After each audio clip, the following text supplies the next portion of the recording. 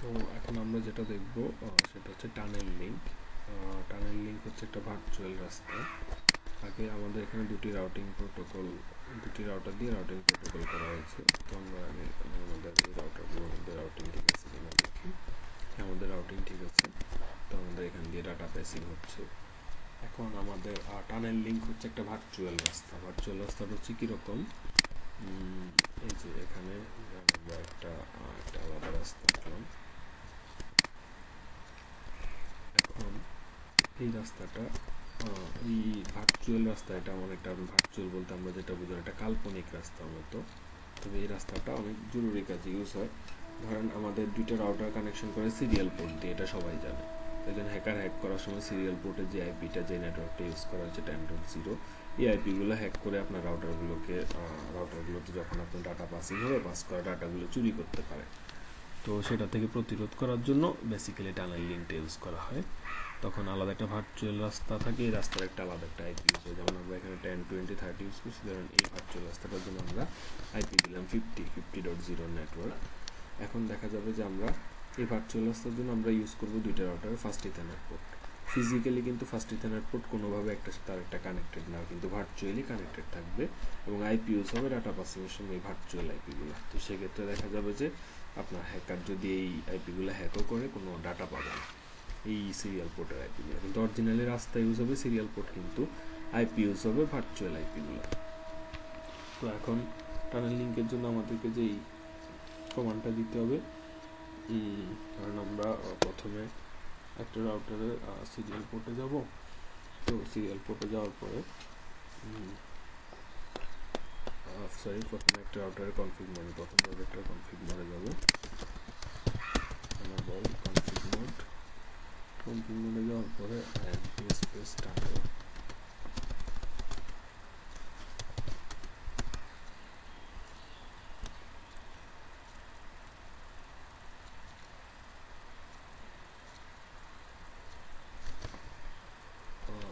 আমরা তো ইউজ করছি 2621 রাউটার।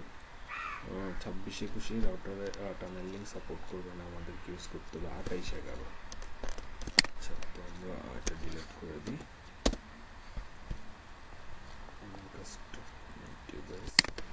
এটা 2811 ইউজ করতে হবে।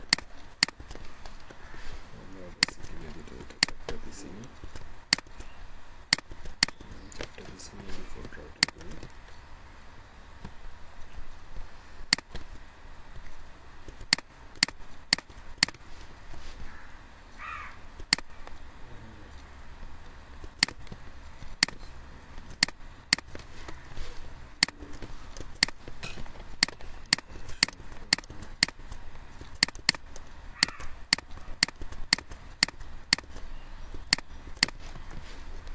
জাস্ট বেসিক্যালি একটা কমন আইপি ইউজ করি, 10,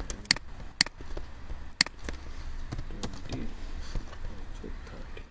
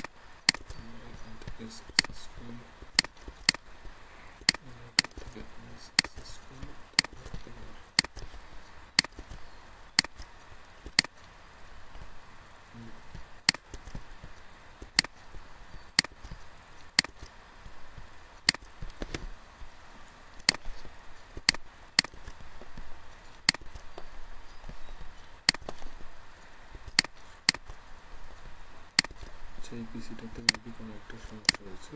আপাতত আমরা একে বাইরে রাখি।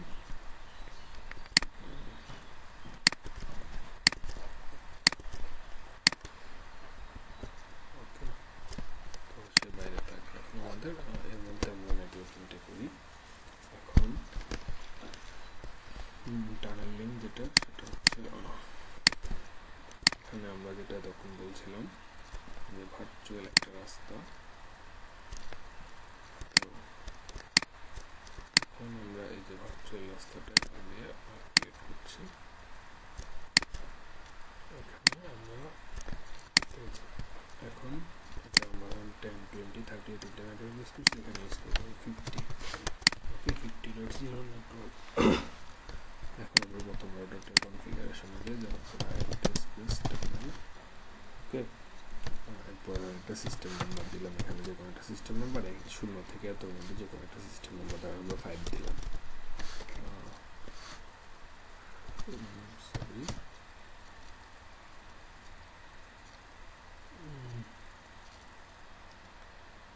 আচ্ছা আমরা আচ্ছা স্পেস টানেল 5 দিলাম। এরপর ধর আমরা টানেল 5 এর মধ্যে ঢুকলাম। এর মধ্যে ঢোকার পরে এবার আমরা আইপি অ্যাড্রেস দিব। আইপি অ্যাড্রেস হচ্ছে 192.168। আমরা ধরেন এখানে 50 নেটওয়ার্ক ইউজ করছি, তাহলে 50.1 সাবনেট মাস্ক 0। এরপর হচ্ছে টানেল সোর্স। টানেল সোর্স হচ্ছে কোন পোর্ট ইউজ করবো। সিরিয়াল পোর্ট তো আমাদের কাজে লাগতেছেই। ফার্স্ট এখানে পোর্ট F0/0 কাজে লাগছে, আর একটা ফার্স্ট এখানে পোর্ট খালি আছে F0/1, সেটাকে আমরা কাজে লাগি। টানেল সোর্স F0/1, তাহলে ওই পোর্টটা দিয়ে মানে ইউজের জন্য ওই পোর্টটা কাজে লাগবে। তো এটাকে ভার্চুয়াল পোর্ট বলতেছি আর কি আমরা, F0/1। এরপরে টানেল ডেস্টিনেশন।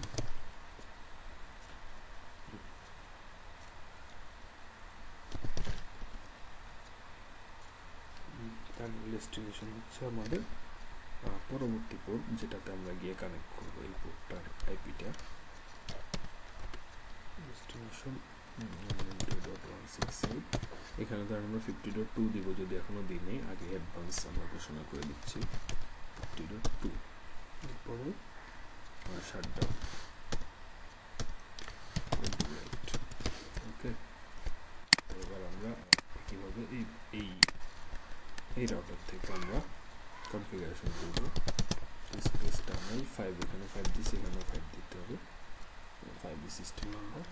তো এরপরে করতে হবে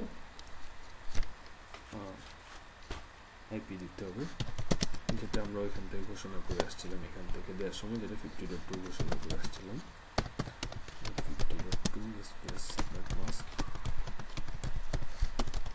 এরপরে আমাদের টানেল সোর্স হচ্ছে F0/1। এই রাউটারেরও একটা ফার্স্ট এখানে পোর্ট খালি আছে F0/1, সেটাকে আমরা ইউজ করতেছি টানেলের কাজে। তারপর হচ্ছে টানেল ডেস্টিনেশন, এবার হচ্ছে পরবর্তী যেই পোর্টটা, এখানে আমরা যে এই রাউটারে কানেকশন করবো, এই জন্য টানেল ডেস্টিনেশন এটা। এই রাউটারের যে ভার্চুয়াল পোর্টটা 50.1, এটার আইপিটা 50.1। ওকে, তো 50.1 দিয়ে এবার শাটডাউন। তারপরে এখন আমাদের আসলে কিন্তু রাস্তা ইউজ হবে এটাই, কিন্তু আইপি ইউজ হবে এগুলা। আমরা একটু সিমুলেশন দিয়ে দেখি, শিওর হই।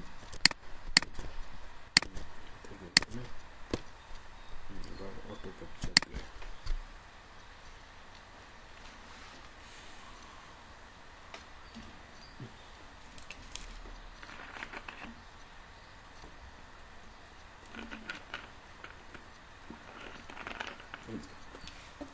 আমাদের এই রাস্তাটি দিয়ে ডাটা পাসিং হচ্ছে।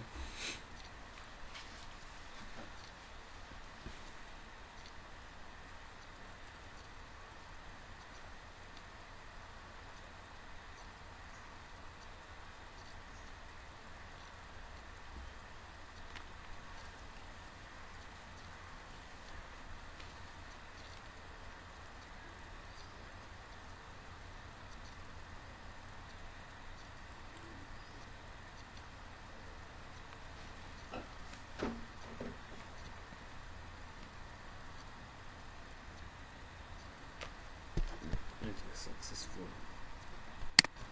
ওকে, তো এভাবে আমরা টানেলিং ব্যবহার করতে পারবো আমাদের সিকিউরিটির জন্য। ধন্যবাদ।